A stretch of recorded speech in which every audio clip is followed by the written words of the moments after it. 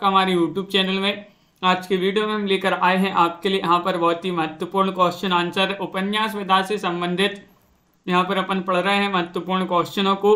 तो चलिए आ जाइएगा, जुड़ जाइएगा सभी लोग क्लास से और स्टार्ट करते हैं। आज का अपना यहाँ पर फर्स्ट क्वेश्चन क्या पूछा गया है, तो देखिए आज का अपना यहाँ पर फर्स्ट क्वेश्चन है, निर्मल वर्मा का उपन्यास बताना है। कौन सा उपन्यास निर्मल वर्मा का है बताइए, चयन कीजिएगा। 4 विकल्प आपके दिए गए हैं और आप सभी का यहाँ पर सही आंसर आ रहा है। निर्मल वर्मा का उपन्यास माना जाता है कौन सा? विकल्प नंबर डी आपका सही आंसर होगा। अंतिम अरंड आप सभी का सही आंसर है। विकल्प नंबर 4 आप सभी का सही आंसर होगा। अंतिम अरंड निर्मल वर्मा का उपन्यास। इनके अन्य उपन्यासों में वेदिन, एक चिथड़ा सुख, लालटीन की छत, रात का रिपोर्टर, ये माने जाते हैं निर्मल वर्मा की। अगर बात करें पटरंग पुराण, ये मृणाल पांडे का है। लेकिन दरवाजा ये पंकज बेस्ट और खेलेगा तो देखेंगे ये विनोद कुमार शुक्ल का उपन्यास माना जाता है। अगला क्वेश्चन यहाँ पर देखिएगा 289वां क्वेश्चन यहाँ पर दिया गया है 289 में कि सिख अलमदारी को उखाड़ती हुई ब्रिटिश साम्राज्यशाही का चित्रण किस उपन्यास में हुआ है? बसंती में, मैयादास की माड़ी, कुंतो या फिर यहाँ पर समय सरगम, बताइएगा। 289 में सभी को बताना है। अनय जी, ब्रजेश जी, अनीता जी, तनु जी, लवली जी, दीपक जी, सभी का सही आंसर क्या होगा? 89 में चयन करना है तो विकल्प नंबर बी यहाँ पर सही आंसर है। मैयादास की माड़ी यहाँ पर सही आंसर होगा, बिल्कुल सही। इसमें जो है ब्रिटिश साम्राज्य शाही का चित्रण इसमें किया गया है और यह भीष्म साहनी द्वारा लिखित उपन्यास और तमस झरोके, बसंती, कुंतो, नीली, नीलिमा, नीलूफर इनके अन्य उपन्यास माने जाते हैं। अगला क्वेश्चन यहाँ पर देखिएगा। क्वेश्चन नंबर आपसे यहाँ पर पूछा गया 290वां क्वेश्चन यहाँ पर दिया गया है कि फणीश्वरनाथ रेणु के किस उपन्यास में पूर्वी पाकिस्तान से विस्थापित होकर बिहार के पूर्णिया जिले में आए हिंदू शरणार्थियों की दारुण कथा का चित्रण है, बताइए। तो क्वेश्चन महत्वपूर्ण है। 4 विकल्प आपके दिए गए हैं। मेला आंचल, जुलूस, परती परिकथा या फिर कलंक मुक्ति। तो 90 में आप सभी का सही आंसर होगा विकल्प नंबर बी आपका सही आंसर है, यानी कि जुलूस यहाँ पर सही आंसर होगा। जुलूस आपका सही आंसर है।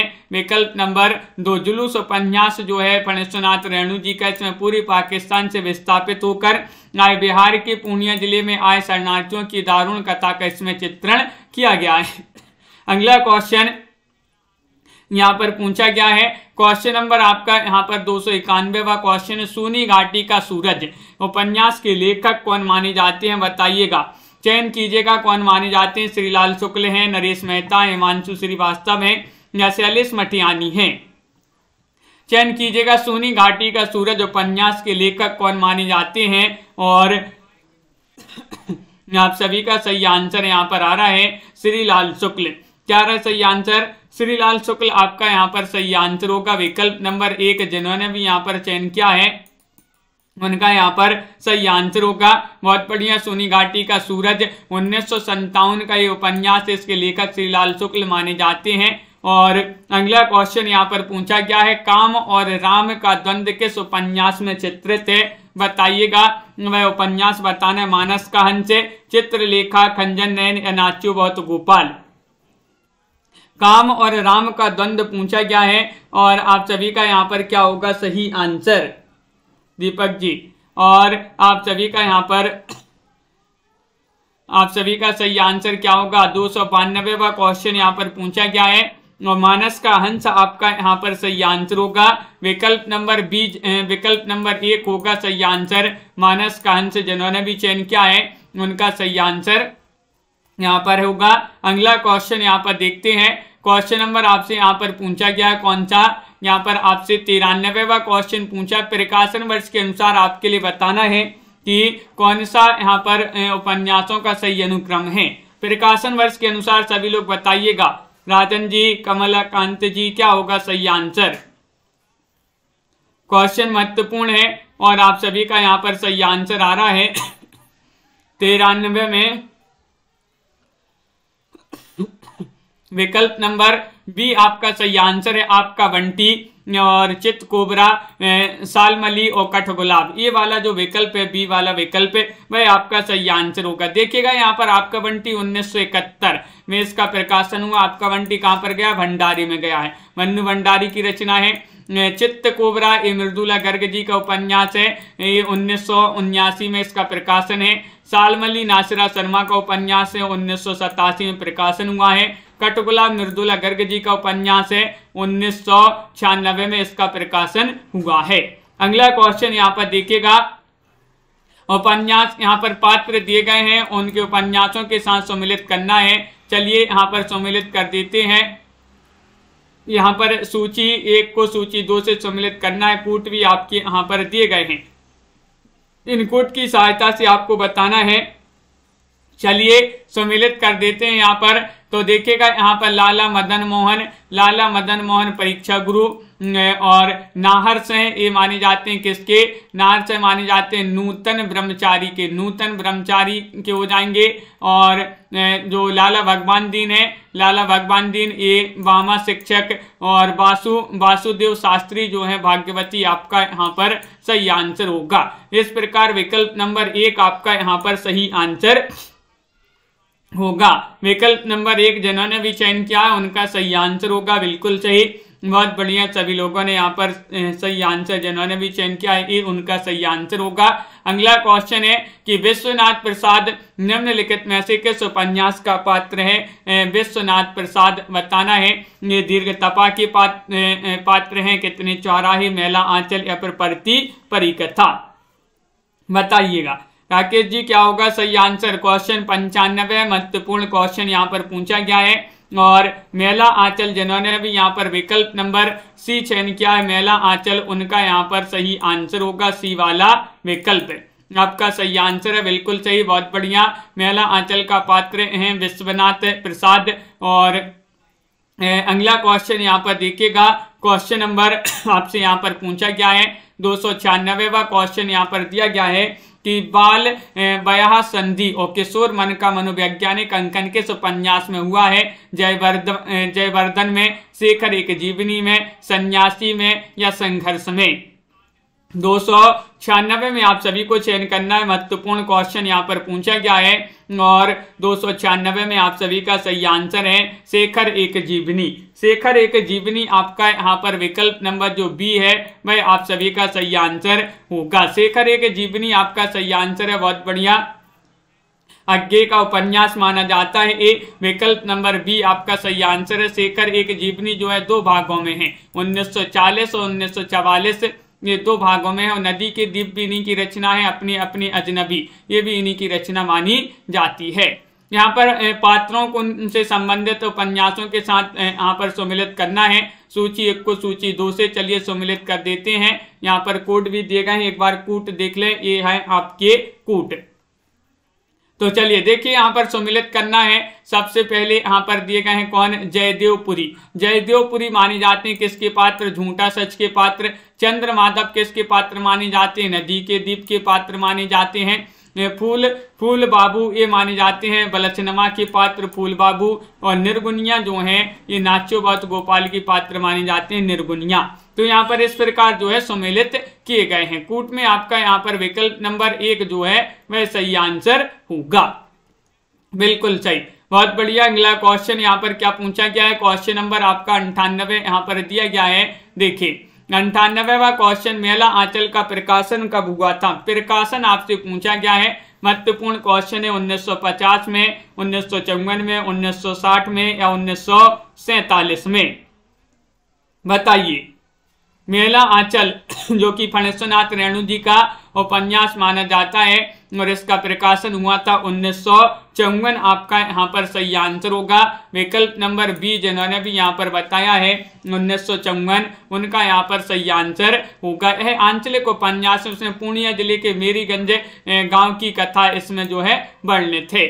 और क्वेश्चन नंबर आपका यहाँ पर 299 पूछा गया है कि गोदान में होरी की बेटी का नाम क्या है? तो गोदान में होरी की बेटी, गोदान के पात्र माने जाते हैं उसी में होरी की बेटी आपको बताना है, इनका नाम है सिलिया, झुनिया, सोना या फिर धनिया। बताइए क्या होगा सही आंसर। तो आप सभी का यहाँ पर 299 में सही आंसर आ रहा है कि यहाँ पर विकल्प नंबर सी सही आंसर होगा। सोना आपका यहाँ पर सही आंसर है। क्या है सही आंसर? सोना आपका सही आंसर। श्रेष्ठ उपन्यास माना जाता है प्रेमचंद जी का, सर्वश्रेष्ठ उपन्यासकार उपन्यास गोदान 1936 का है। इसमें नायक होरी की 2 बेटियां हैं जिनके नाम क्रमशः सोना और रूपा है। यहाँ पर सोना आपका विकल्प में दिया था, तो सोना आपका सही आंसर है। इसके अन्य पात्र हैं धनिया, गोबर, झुनिया, भोला राय साहब, मेहता, मालती, खन्ना और दाता दीन प्रमुख पात्र माने जाते हैं इसके। मेला आंचल उपन्यास के लेखक कौन माने जाते हैं? बताइएगा। प्रेमचंद या फिर राही मासूम रजा, नागरजोन या फिर फणेश्वरनाथ रेणु। 300वां क्वेश्चन है और 300 में आप सभी को चयन करना है। अभी अपन ने पढ़ा था, क्या पढ़ा था कि फणेश्वरनाथ रेणु जी का आंचलिक उपन्यास माना जाता है। फणेश्वरनाथ रेणु जी एक आंचलिक उपन्यासकार के रूप में जाने जाते हैं। मेला आंचल इनका एक उपन्यास है। इनके अन्य उपन्यास हैं परती परिकथा, दीर्घतपा, जुलूस, कितने चौराहे, पलटू बाबू रोड आदि इन्हीं के उपन्यास माने जाते हैं। क्वेश्चन नंबर आपका यहाँ पर 301 है। धरती माता का प्यार झूठा नहीं, फिर खेलों में जिंदगी झूमेगी। आषाढ़ के बादल बजा रहे हैं मादल, बिजली नाच रही है तुम भी नाचो। ये पंक्तियां किस कृति से ली गई हैं भाई? कृति आपके लिए बताना है कौन सी भाई कृति है। मेला आंचल है या फिर परती परिकथा है या फिर आषाढ़ का एक दिन है या फिर गोदान है। बताइए, चयन कीजिएगा सभी लोग। 301 में आप सभी को आंसर बताना है। 301 का सही आंसर क्या होगा? 4 विकल्प आपके दिए गए हैं, महत्वपूर्ण क्वेश्चन है और विकल्प नंबर आपका यहाँ पर 1 सही आंसर है, मेला आंचल। क्या है सही आंसर? मेला आंचल आपका यहाँ पर सही आंसर है।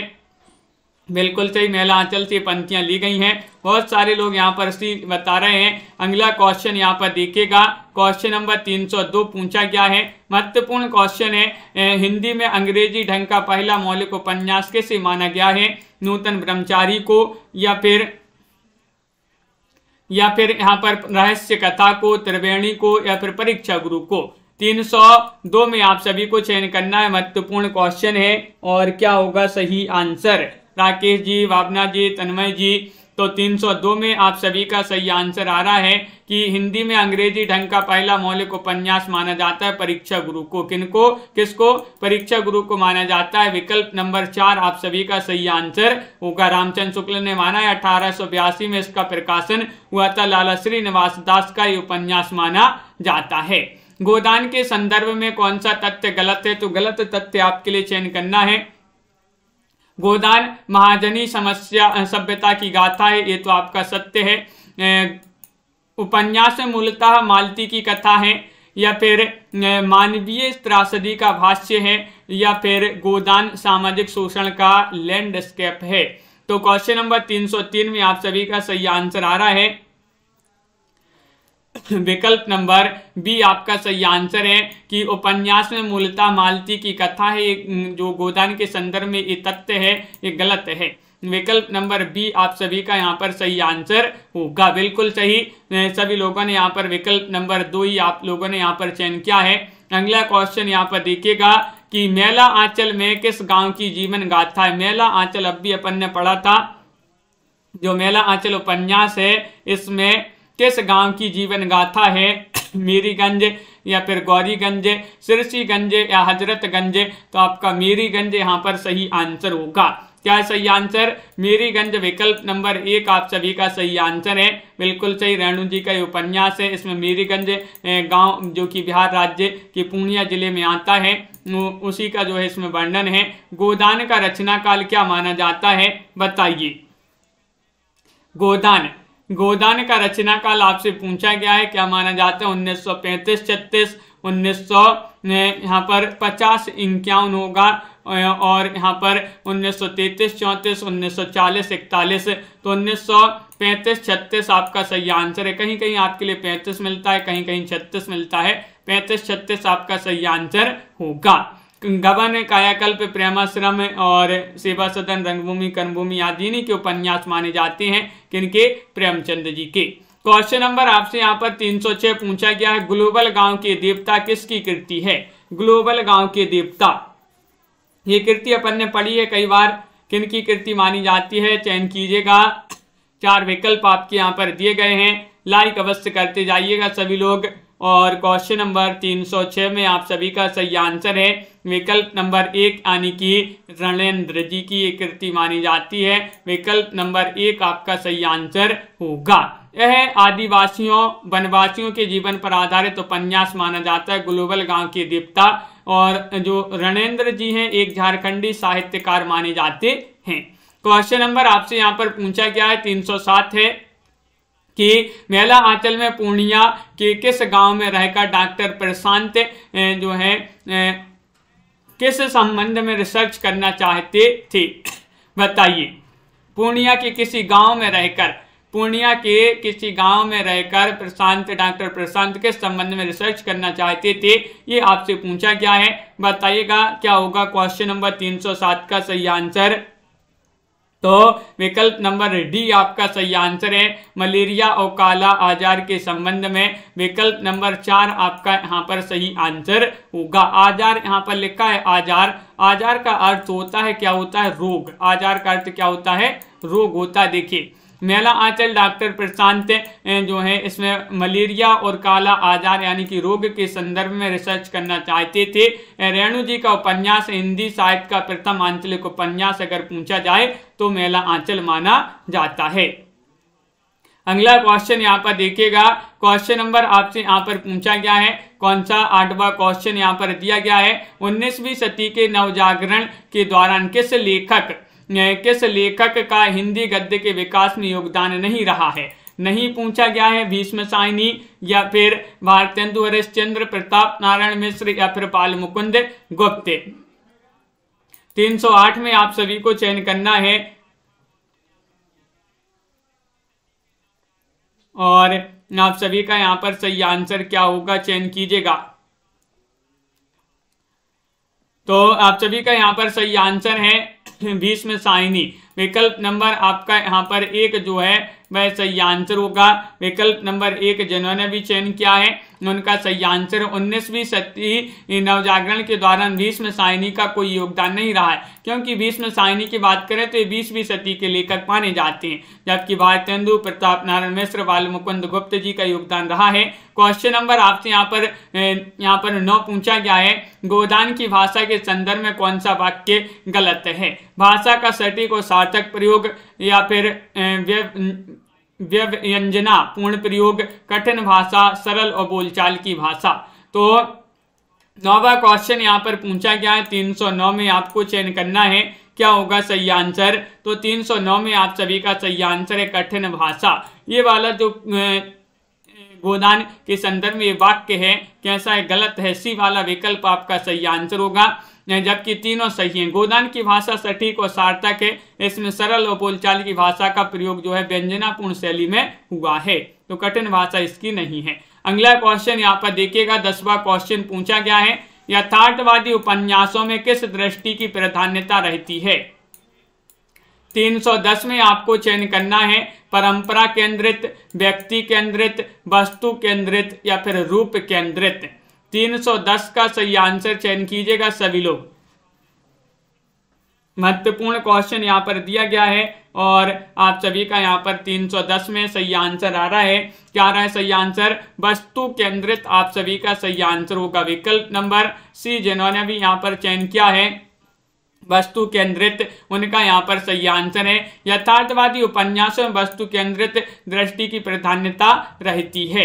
अगला क्वेश्चन यहाँ पर देखिएगा, क्वेश्चन नंबर आपसे यहाँ पर 11 पूछा है। महत्वपूर्ण क्वेश्चन यहाँ पर दिया है, महाराज घर में ना गाय है, ना बछिया है, ना पैसा, यही पैसे हैं, यही उनका गोदान है।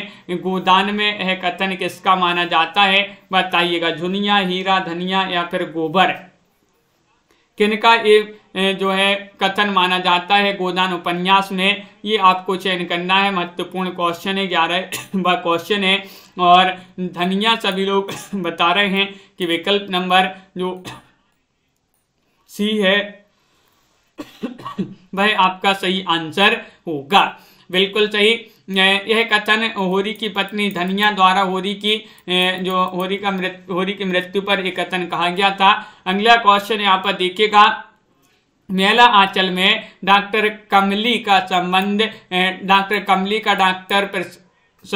कमली का डॉक्टर प्रशांत से क्या संबंध है? ये आपको 312 में आपको चयन करना है। मेला आंचल में क्या होगा सही आंसर? और आप सभी का यहाँ पर सही आंसर है 312 में क्या होगा सही आंसर? 312 में आप सभी का सही आंसर आ रहा है विकल्प नंबर, सभी लोग बताइएगा, महत्वपूर्ण क्वेश्चन है। और एक यहाँ पर बहुत सारे लोग बता रहे हैं कि प्रेमिका आपका यहाँ पर विकल्प नंबर 1 जो है वह आपका सही आंसर यहाँ पर होगा। बिल्कुल सही। अगला क्वेश्चन यहाँ पर देखिएगा, क्वेश्चन नंबर आपसे यहाँ पर पूछा गया है 313वां क्वेश्चन, मेला आंचल किस श्रेणी का उपन्यास है? मेला आंचल ये आंचलिक है, ऐतिहासिक है, सामाजिक है, राजनीतिक है। तो आप सभी का यहाँ पर सही आंसर होगा क्वेश्चन नंबर 313 में ये आंचलिक माना जाता है। अब भी अपन ने पढ़ा था, आंचलिक आपका सही आंसर होगा। अंचल विशेष से संबंधित ये उपन्यास माना जाता है। हिंदी कहानी में यथार्थवादी परंपरा की नींव किसने डाली? बताइएगा। हिंदी कहानी में पूछा गया है, बंग महिला ने, प्रेमचंद्र ने, यशपाल ने या राही मासूम रजा ने?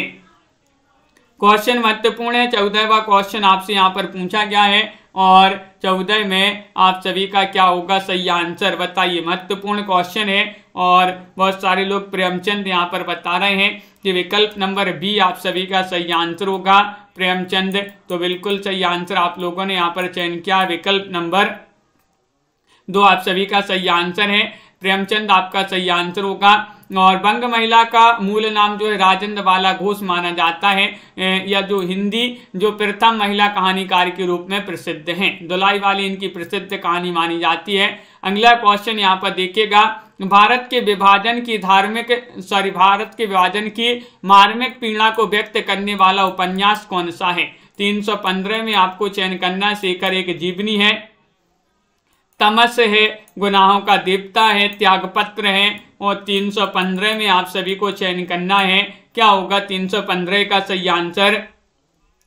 तो विकल्प नंबर आपका बी सही आंसर होगा, तमस आपका सही आंसर है। क्या है सही आंसर? तमस आपका यहाँ पर सही आंसर होगा, विकल्प नंबर 2। जिन्होंने भी चयन किया है उनका सही आंसर है। भारत के विभाजन की मार्मिक पीड़ा को व्यक्त करने वाला उपन्यास है, भीष्म साइनी का उपन्यास माना जाता है। शेखर एक जीवनी अज्ञे का उपन्यास है, गुनाहों का देवता धर्मवीर भारती की कृति मानी जाती है। और त्यागपत्र तो सभी को पता होगा, जैनेन्द्र जी का उपन्यास है।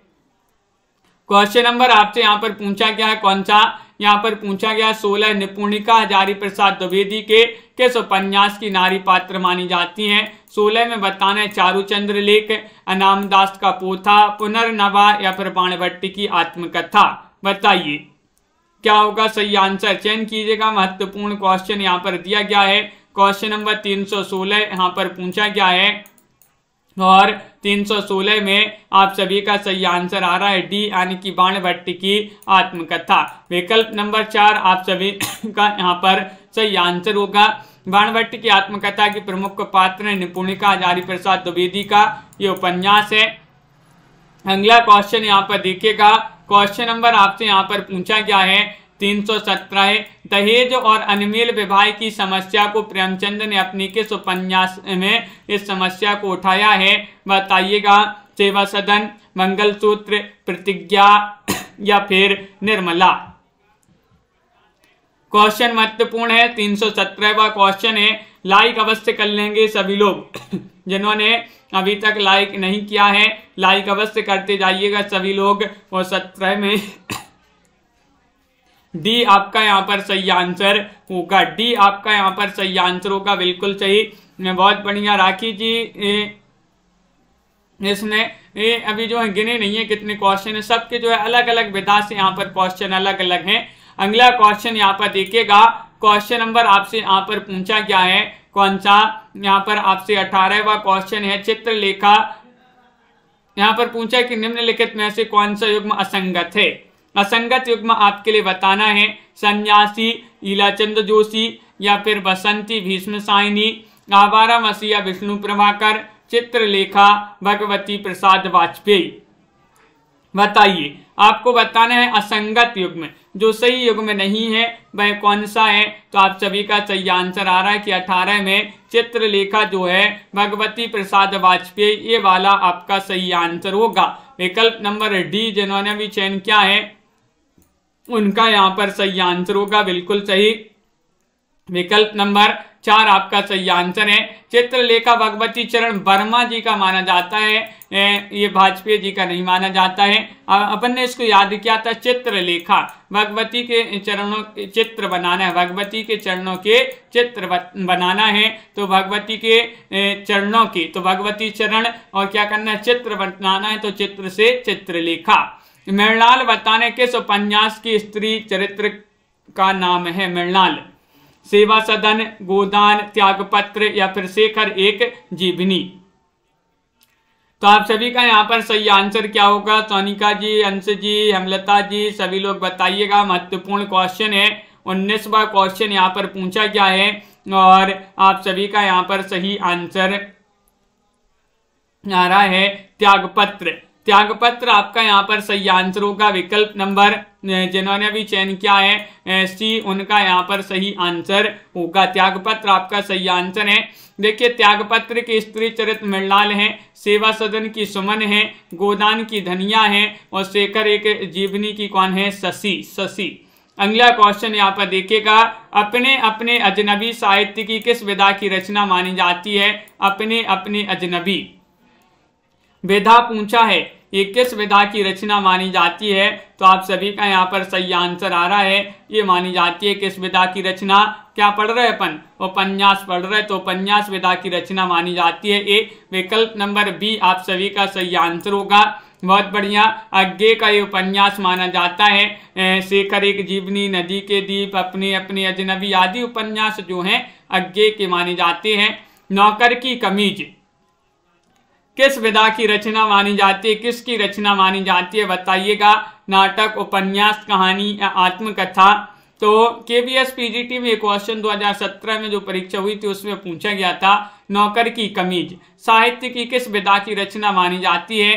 तो उपन्यास आपका सही आंसर है। विकल्प नंबर बी आप सभी का यहाँ पर सही आंसर होगा, उपन्यास। विनोद कुमार शुक्ल जी जो हैं उन्हीं का उपन्यास माना जाता है। उनके अन्य उपन्यासों की बात करें, खेलेगा तो देखेंगे, दीवार में एक खिड़की रहती थी और एक चुप्पी जगह है ये इन्हीं के माने जाते हैं। अगला क्वेश्चन यहाँ पर देखेगा, क्वेश्चन नंबर आपसे यहाँ पर पूछा गया है 22 कि यशपाल द्वारा रचित निम्नलिखित में से कौन सा उपन्यास भारत के विभाजन की त्रासदी पर आधारित है। पार्टी कॉमरेड है, दादा कॉमरेड, दिव्या या फिर यहाँ पर झूठा सच।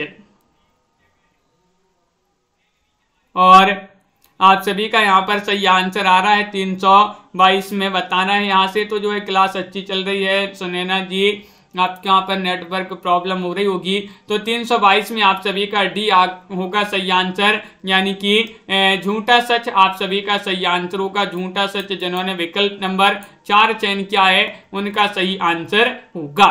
अगला क्वेश्चन यहाँ पर देखिएगा, झूठा सच ये 2 भागों में है। प्रथम भाग 1958 ईस्वी में वतन और देश के नाम से प्रकाशित हुआ और 1960 में देश का भविष्य के नाम से जो है प्रकाशित हुआ।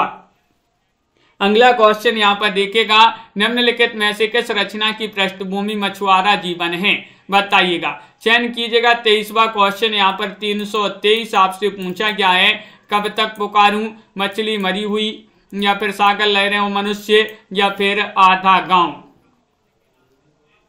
तो क्वेश्चन महत्वपूर्ण है। 23 में आप सभी को बताना है और 23 में आप सभी का सही आंसर आ रहा है कि विकल्प नंबर सी सही आंसर है कि कौन सा किस रचना की पृष्ठभूमि मछुआरा जीवन है। तो सागर लहरें और मनुष्य। सागर लहरों और मनुष्य का उदय हुआ है, उदय से उदय शंकर भट्ट जी का उपन्यास माना जाता है। 1956 में प्रकाशन हुआ था। बंबई के वर्सोवा मछुआरों की जिंदगी का इसमें चित्रण किया गया है इस उपन्यास में। अगला क्वेश्चन यहाँ पर देखिएगा, देखिए यहाँ पर सूरज का सातवां घोड़ा किस विधा की रचना है? कहानी है, उपन्यास है, नाटक है या फिर संस्मरण है? बताइए क्या होगा सही आंसर, चयन कीजिएगा। महत्वपूर्ण क्वेश्चन यहाँ पर दिया गया है। सूरज का सातवां घोड़ा, सूरज का सातवां घोड़ा भी धर्म करता है, धर्म से धर्मवीर भारती, और ये माना जाता है उपन्यास। क्या माना जाता है? उपन्यास विधा की रचना मानी जाती है। तो लाइक अवश्य कर लीजिएगा, जिन्होंने अभी तक लाइक नहीं किया, बहुत सारे लोग लाइक नहीं करते हैं। और अगला क्वेश्चन, मित्रों मरजानी किसकी रचना है? मित्रों मरजानी ममता कालिया या फिर मृदुला गर्ग, कृष्णा सोबती या फिर मन्नू भंडारी? क्वेश्चन नंबर 25 यहाँ पर पूछा गया है, मित्रों मरजानी किसकी रचना मानी जाती है? और 25 में आप सभी का सही आंसर आ रहा है कि ये मानी जाती है कृष्णा सोबती की रचना। किनकी? कृष्णा सोबती। आपका विकल्प नंबर सी वाला जो है वह यहाँ पर सही आंसर होगा। बिल्कुल सही सभी लोगों ने बताया है। सी, डार से बिछुड़ी, सूरजमुखी अंधेरे के, जिंदगी नामा और दिलो दानिश और आदमी नामा, ये रचनाएं किनकी मानी जाती हैं? कृष्णा सोबती जो है उन्हीं की रचनाएं मानी जाती हैं। अगला क्वेश्चन देखिएगा कि निम्नलिखित में से कौन सी रचना भारत की स्वतंत्रता के बाद लिखी गई? भाई रचना बताना है। शेखर एक जीवनी है, त्यागपत्र, आधा गांव या कल्याणी? और आप सभी का सही आंसर होगा यहाँ पर क्वेश्चन नंबर 26 में आधा गांव। आधा गांव मासूम है। आधा गांव कैसा है? मासूम है। तुराही मासूम रजा की रचना मानी जाती है। वे भारत की स्वतंत्रता के बाद लिखी गई रचना मानी जाती है। 1966 इसका प्रकाशन माना जाता है। शेखर एक जीवनी 1940, त्यागपत्र 1937 और कल्याणी 1939 की रचनाएं जो स्वतंत्रता से पूर्व लिखी गई थी। जब स्वतंत्र नहीं हुआ था भारत तब लिखी गई थी, लेकिन आधा गांव जब भारत स्वतंत्र हो गया जब उसके बाद लिखी गई। क्वेश्चन नंबर आपसे यहाँ पर पूछा गया 27 निम्नलिखित में से कौन सी रचना राजेंद्र यादव की है? बताइए। मिथिलेश जी, राखी जी, मायराम जी, सभी के कमेंट यहाँ पर देखते जा रहे हैं और आप सभी का सही आंसर आ रहा है कि कौन सी रचना राजेंद्र यादव की है। तो सारा आकाश आपका सही आंसर होगा। सारा आकाश आपका सही आंसर है। विकल्प नंबर 1 जिन्होंने भी चयन किया है उनका सही आंसर होगा। अगला क्वेश्चन बात करें पुनर्नवा, तो ये तो हजारी प्रसाद द्विवेदी की, महाभोज मन्नू भंडारी और परती परिकथा जो है रेणु जी की रचना मानी जाती है। क्वेश्चन आपका यहाँ पर 28वां क्वेश्चन दिया गया है, देख लेते हैं। ये रहा क्वेश्चन नंबर 28। निम्नलिखित में से आपको बताना है कि निम्नलिखित में से किस उपन्यास में रईस साहूकार मदन मोहन की अंग्रेजी सभ्यता की नकल और अपव्यय की कथा है? बताइएगा। 328 में क्या होगा सही आंसर? 328 का नूतन ब्रह्मचारी है, परीक्षा गुरु या फिर आदर्श दंपति या फिर प्रणयनी परिणय? और आप सभी का सही आंसर है परीक्षा गुरु। परीक्षा गुरु आपका विकल्प नंबर 20 सही आंसर है। 1882 का ये उपन्यास लाला श्रीनिवास दास का माना जाता है। इसमें रईस साहूकार मदन मोहन के अंग्रेजी सभ्यता की नकल और अपव्यय की कथा का वर्णन इसमें किया गया है परीक्षा गुरु में। क्वेश्चन नंबर आपसे यहाँ पर पूछा गया है, कौन सा यहाँ पर दिया गया है? 29वां क्वेश्चन है। निम्नलिखित में से प्रेमचंद के उपन्यासों के पात्र बताना है, कौन से माने जाते हैं? कृष्णचंद्र हैं, सोफिया या फिर हरिप्रसन्न गजाधर? बताइए। तो प्रेमचंद के उपन्यासों के पात्र आप सभी के लिए चयन करना है। राजीव जी, रीता जी, आप सभी का सही आंसर होगा। कूट भी दिए गए हैं, कूट की सहायता से आपको बताना है। ए, बी और डी आप सभी का सही आंसर होगा। कृष्णचंद्र, सोफिया, गजाधर आपका यहाँ पर सही आंसर होगा। ए, बी, डी, ए, बी, डी। तो यहाँ पर ए, बी और डी विकल्प नंबर सी आपका सही आंसर होगा। सी वाला विकल्प आपका सही आंसर है और बिल्कुल सही।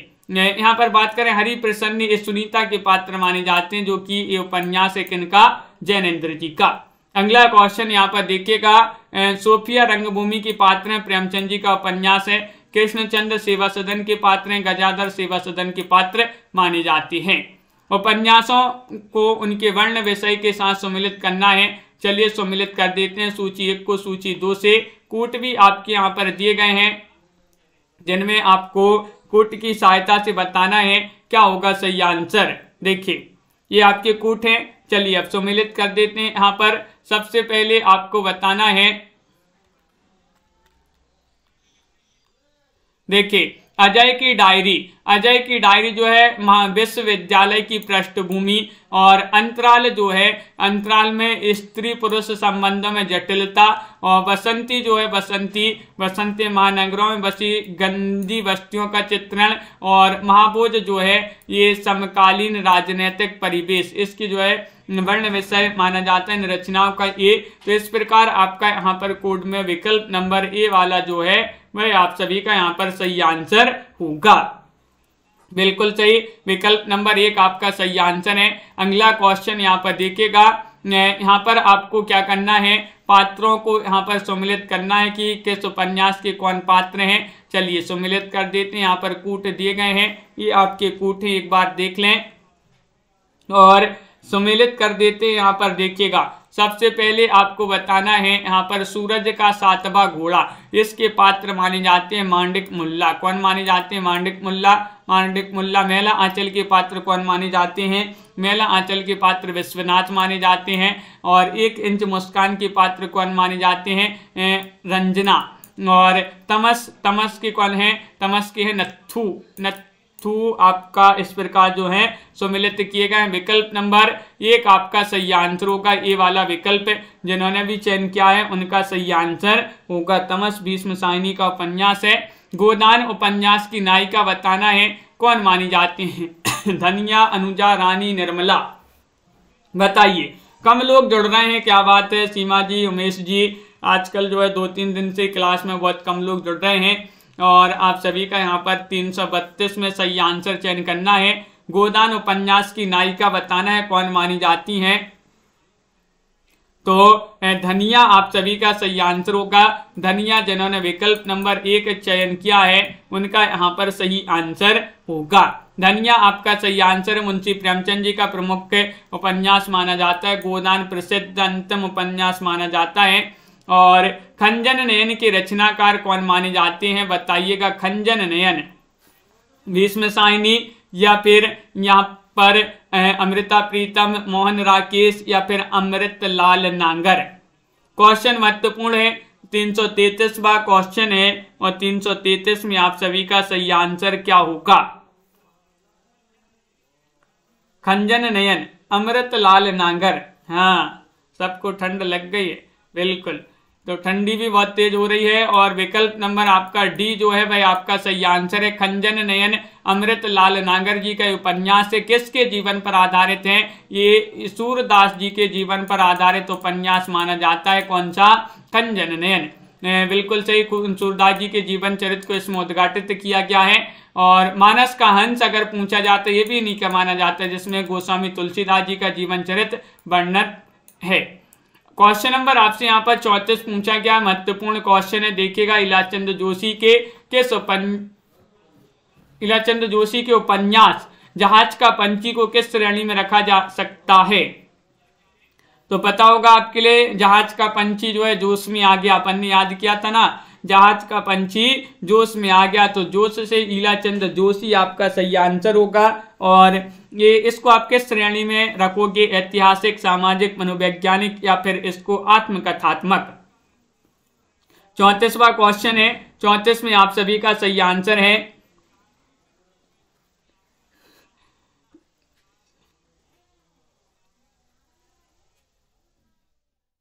हाँ, तो विकल्प नंबर डी होगा सही आंसर। आत्मकथात्मक आपका सही आंसर होगा। विकल्प नंबर 4 जिन्होंने भी चयन किया है आत्मकथात्मक, उनका यहाँ पर सही आंसर होगा। विकल्प नंबर डी वाला विकल्प आपका सही आंसर है। आत्मकथात्मक आपका सही आंसर होगा। बिल्कुल सही, बहुत बढ़िया, सभी लोगों ने यहाँ पर सही आंसर चयन किया है, डी वाला विकल्प। अगला क्वेश्चन देखिएगा, नागफनी का देश ये बताने किस काल की रचना है? काल पूछ लिया गया और किसकी रचना है ये भी आप बता दीजिएगा। आधुनिक काल, भक्ति काल, रीतिकाल, आदिकाल, ये 4 विकल्प हैं। किसकी रचना मानी जाती है, ये भी बताइए।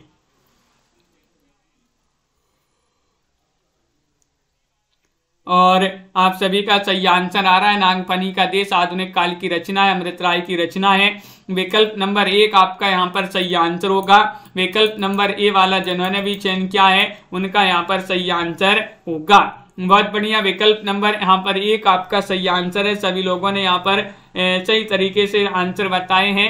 तो सभी को वीडियो को लाइक करना है, चैनल को सब्सक्राइब करना है और ज़्यादा से ज़्यादा शेयर करना है। रोज आपके लिए ये फ्री लाइव क्लासें लाई जा रही हैं।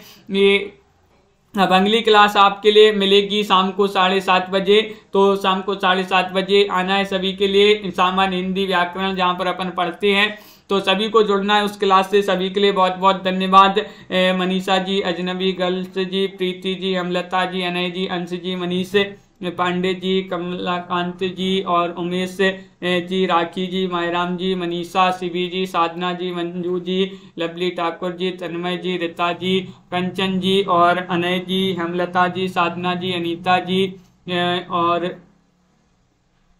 उमेश जी, सीमा जी, ब्रजेश जी, प्रियंका यादव जी, सोनिका जी, कमलकांत जी, बिल्कुल कुशवाहा जी, बहुत बहुत धन्यवाद सभी के लिए।